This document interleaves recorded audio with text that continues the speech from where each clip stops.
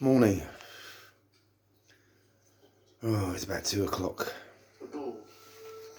I think I fell asleep for 12-year-old single malt Glenfiddich.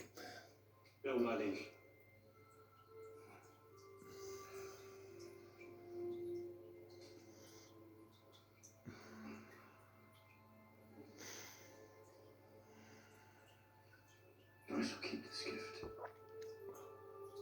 Water of life. This one is sent only for me. As is my training sessions with Odin's Raven Guard. I never feel more content, at peace and alive as when I come back from training.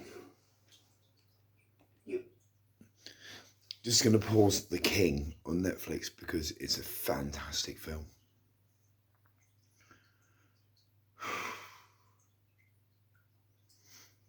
Tonight's session, we were 5. I think that counts, right? One of Odin's hands. And what we achieved, the ideas we shared, the atmosphere and the bond of brotherhood was something very special.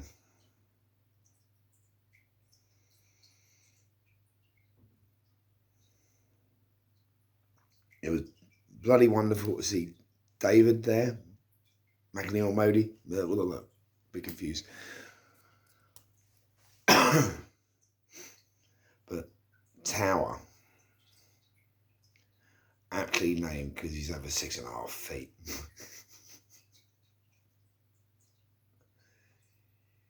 Is a gentle giant, but also frighteningly good. I've got nothing but praise for the big man.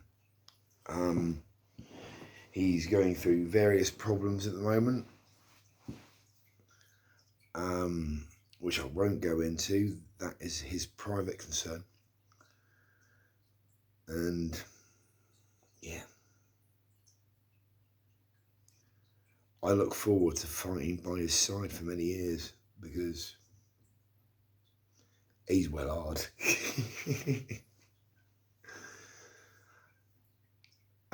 Basically, videos will be coming up to this channel before long, but Stigander has to do a lot of editing and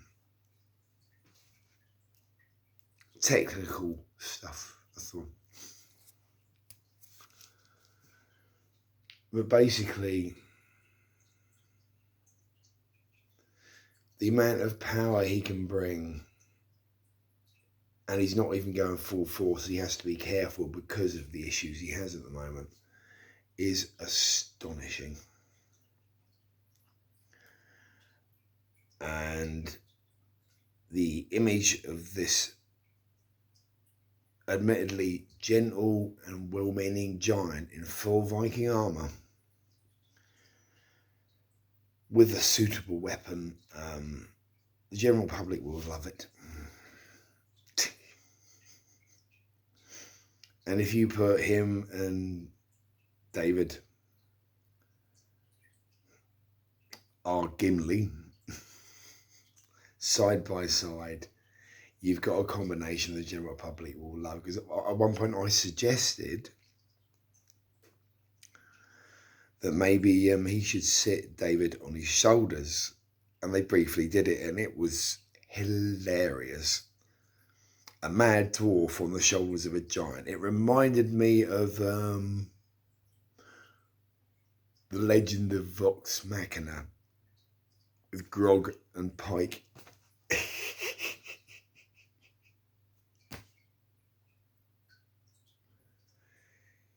The amount of laughter we had in that training session,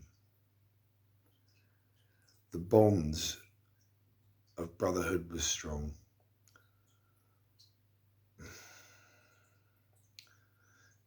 Stigander is in his element. is so happy with what's going on. I am in my element and so happy with what's going on. Malcolm has come on in leaps and bounds. He is really getting it.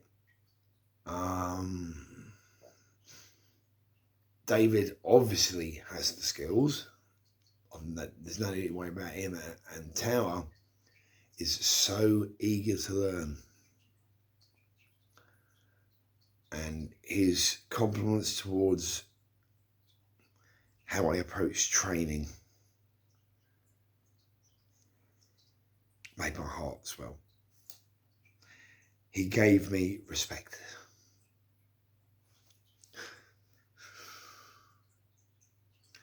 And after the way things have happened this week, that was so important. I'm kind of over the stuff that went down yesterday.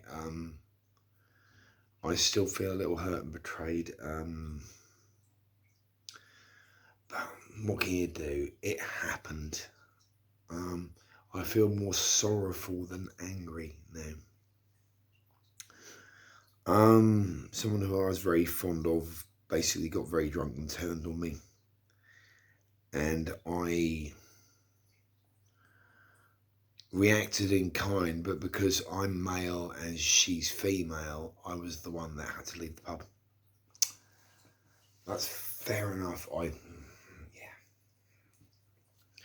I see where that shit was coming from. Yeah.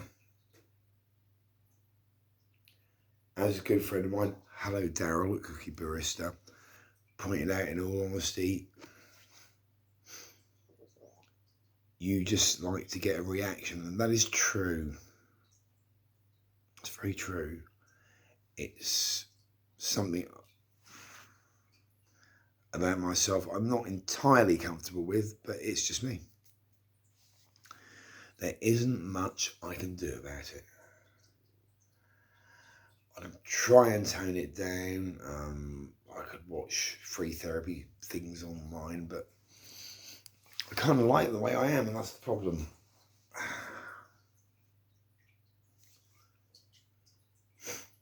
But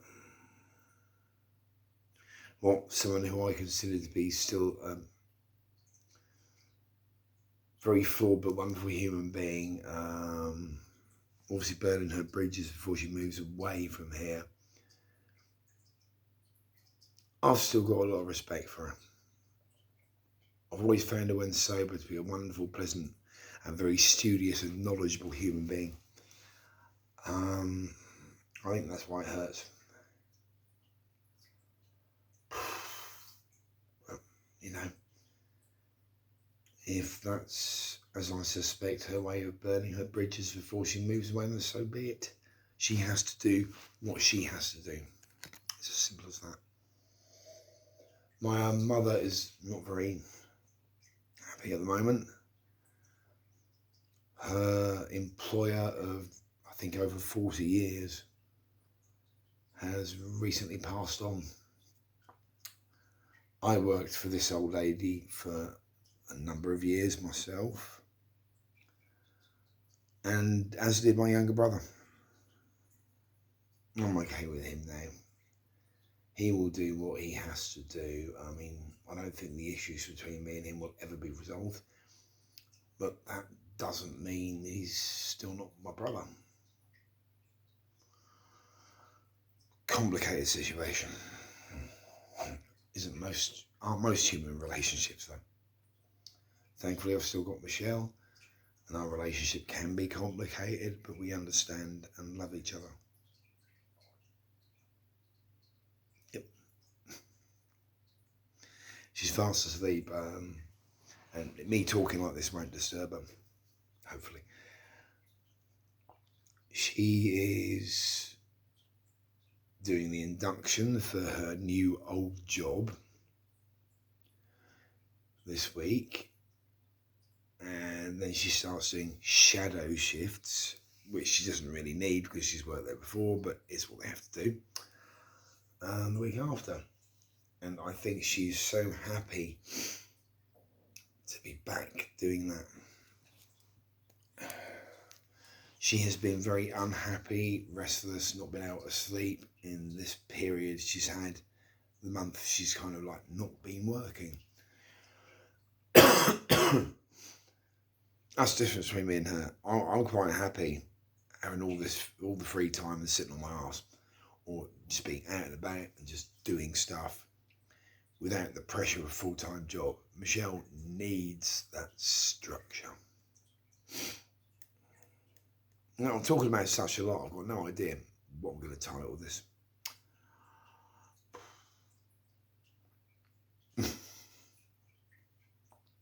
Answers on a postcard, as they used to say in the old days.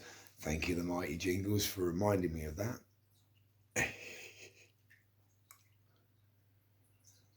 But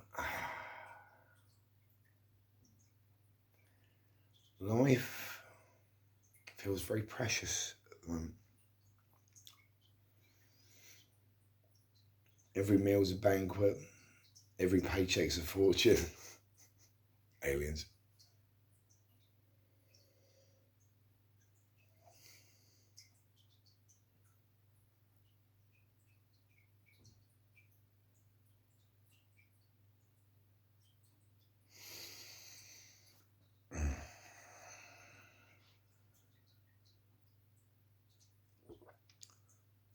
Oh. Real craftsmanship. Hey Glenfiddich, if you ever want to sponsor me, feel free to get in contact. Because 12-year-old single malt Glenfiddich is one of the finest whiskies. There are other brands to choose from, but it's just something that my father used to drink, God's rest his soul, and that I've acquired for a taste for. Before the age of about 40, I was at the whiskey, same with blue cheese, but that's because I'm old. I mean, I was talking to a young lady called Anna, who Darren Smith knows, our local musician, band promoter and DJ. And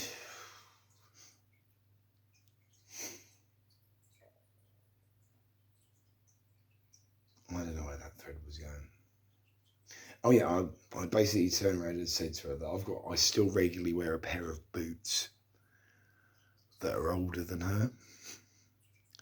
A pair of German Army para boots I've had since the early 1990s, maybe mid 1990s, I believe. And she's in her 20s.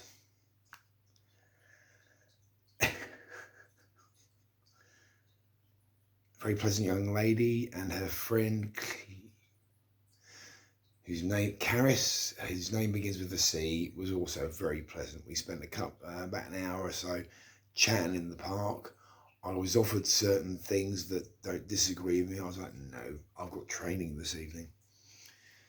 And before training, after I dished out some posters and some promotional materials at various pubs and shops around town, I had 1 pint, 2 glasses of red wine, and then followed it with an orange juice and lemonade. Because Stiganda has very strict rules on alcohol before training, much like Jason, the leader of my former group, the Ormsguard, who I still love. They were my brothers. They are still my brothers. And that will never change. Pardon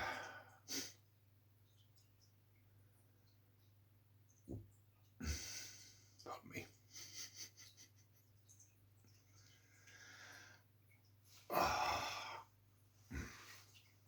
I experienced the most horrifying thigh muscle cramps in both legs earlier. It made me kind of go, ah. So I've got to take it easy as much as I'm capable of doing, because that was really, really painful. It's because I'm getting old. I'm 52.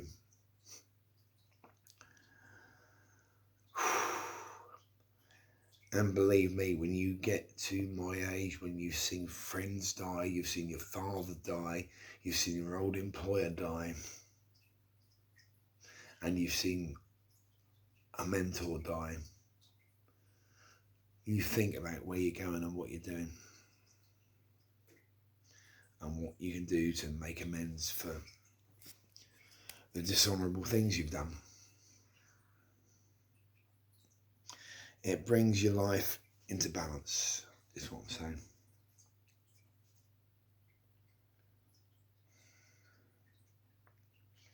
There are many things that still wake me up in the middle of the night, and I still regret. Some not so much. I gradually deal with the trauma of a lot of the shit I've done. Because you have to eventually. Otherwise, how do you get over it? I'm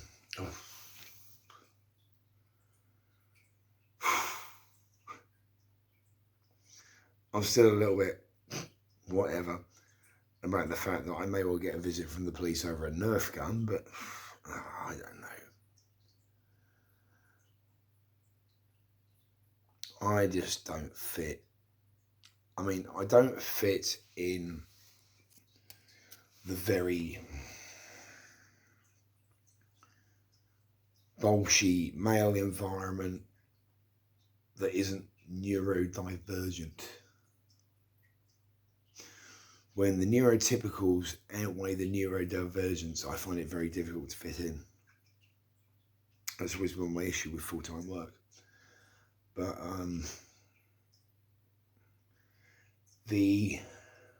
my brothers at Odin's Raven Guard, Tower being the latest example, they all exhibit, well, the majority of them, some form of autistic or ADHD traits. They're all kind of on the spectrum. Is that on the wall or is it? It was on the phone.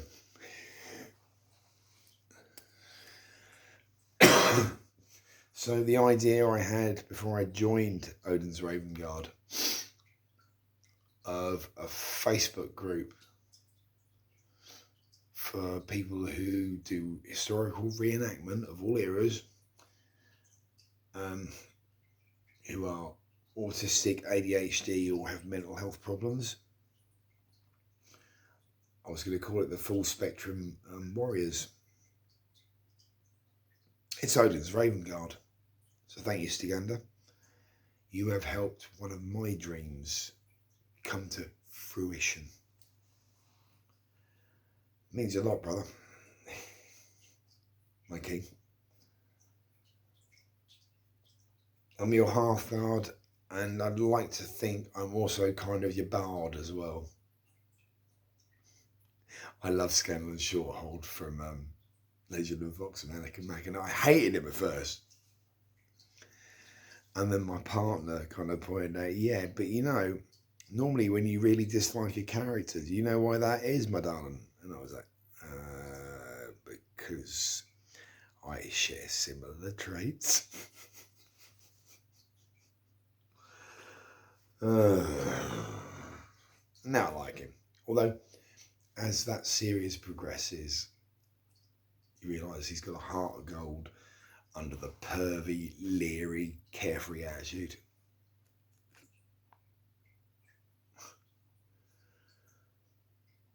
I'm just capable of being a whole lot nastier than he is.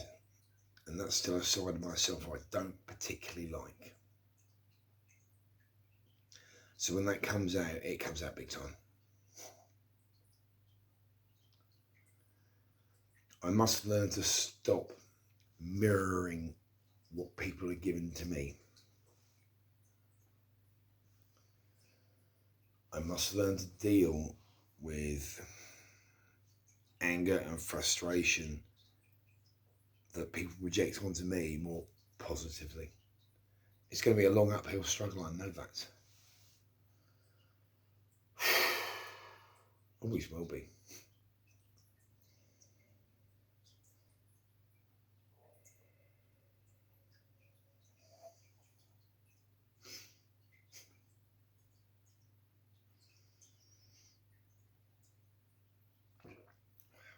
And we're at... Oh, I could go on for a bit longer. This is going to be a longer one. It's the other thing I love about doing historical reenactment. The amount of innuendos you can drop into a conversation around the general public, and they're like, what the kid's he on about?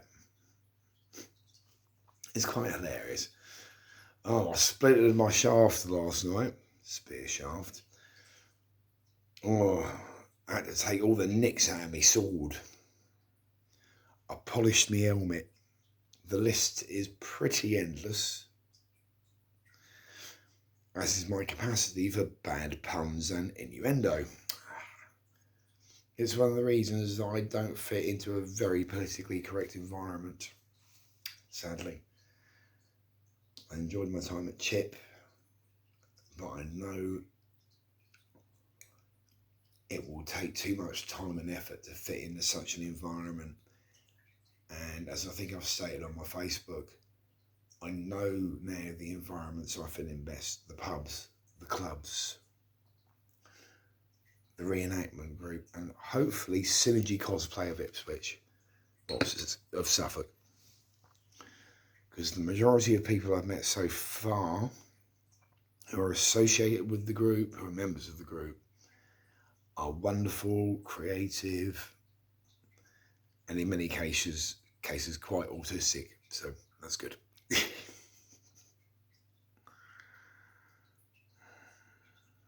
There is a tiny percentage of me that is absolutely terrified because things are going so well in certain respects at the moment that I think that something's going to go drastically and horribly wrong. I've always had that fear. It's something I've always had to deal with.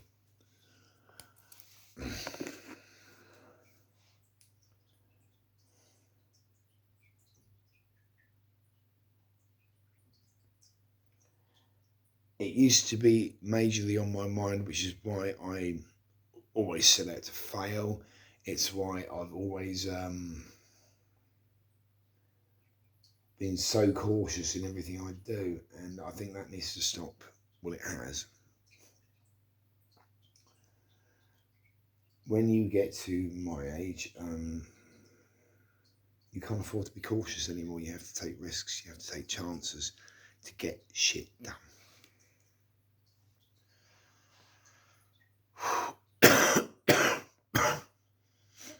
You know, I could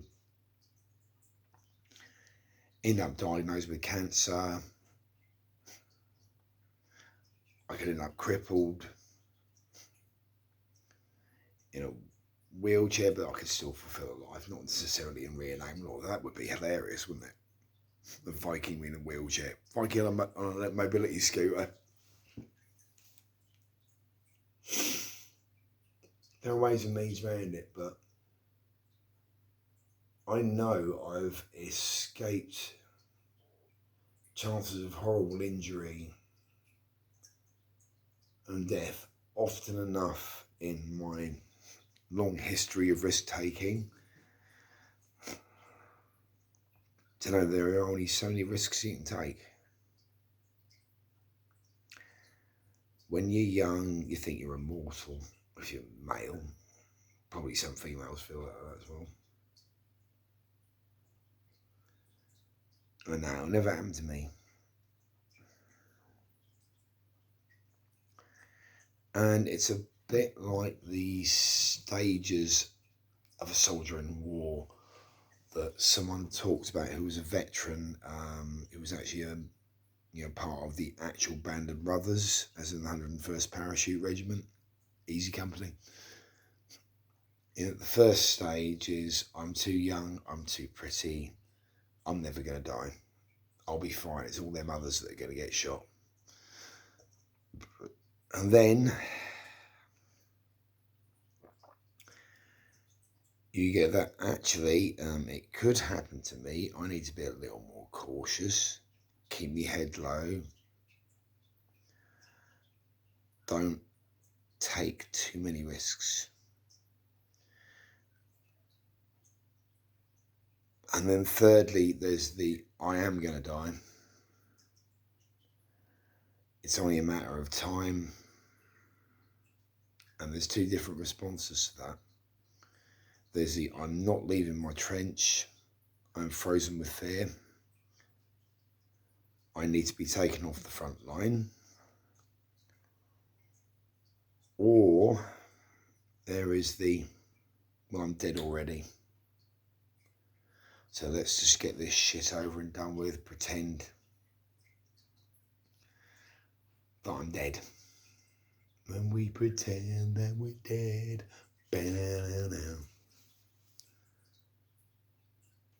It's why I always like Lieutenant Spears in that show, because he gives a speech about saying, just pretend you're already dead. It's the only way you can cope with the situation. It's how I feel a lot of the time with life. That's why I try not to have any fear. Try not to. Of course, I have fears. I'm an intelligent human being.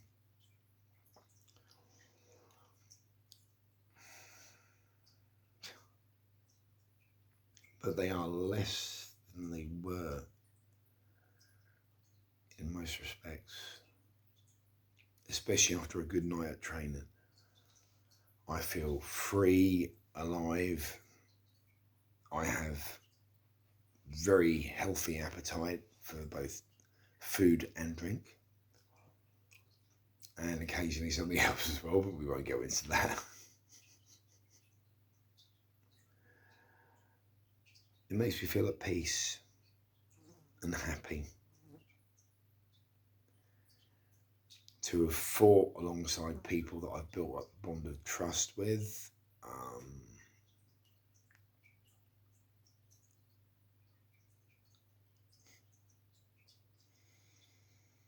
It's why I love my time with the Ormsguard, and now I'm loving my time with Odin's Raven Guard.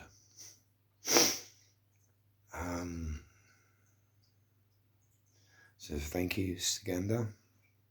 Thank you, Cara. Thank you, David. Thank you, Malcolm. Thank you, Tower. And thank you, name escapes me, but a friend of Stig's who will hopefully be back next week, who does security work. You are fast becoming a replacement for my good friends at Chip that I miss. It's a different feeling, but you know, things change and you move on. I never used to be very good at dealing with that. But I am fitter and stronger physically and mentally than I have ever been. At the age of 52, I am finding out who I am and how I should interact with the world. It's been a long time.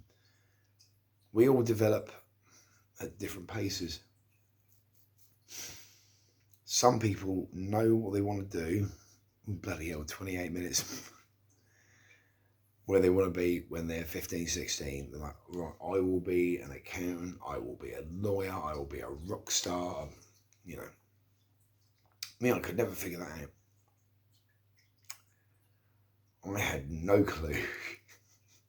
Apparently I should have been a brewer according to my careers advisor. You know, questionnaire you filled in when you were at school. And Michelle has started me on that course, so I've got a first batch of homebrew wine. Admittedly, she did most of the work. I think it's a money-saving technique and a very good one.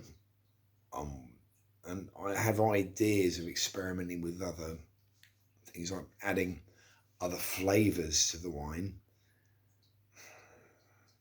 Because the first batch of H-Bomb, it's in a Schlur bottle, is between about 8 and 10% alcohol. It's got a plasticky aftertaste, which I need to figure out how to get rid of.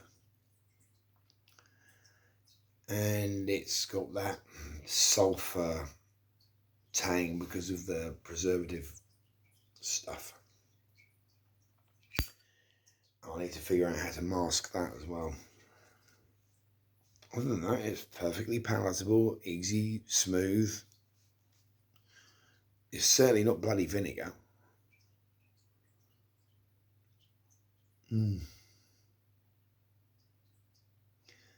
H-bomb. There you go. I'll trademark that now. Because it's here on YouTube. That's my idea. I am the H-bomb. I'll take you on with that bomb.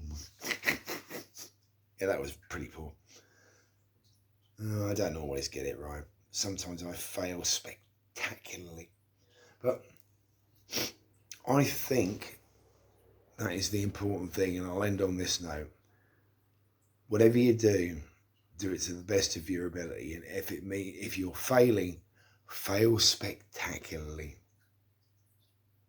It's better than mediocrity.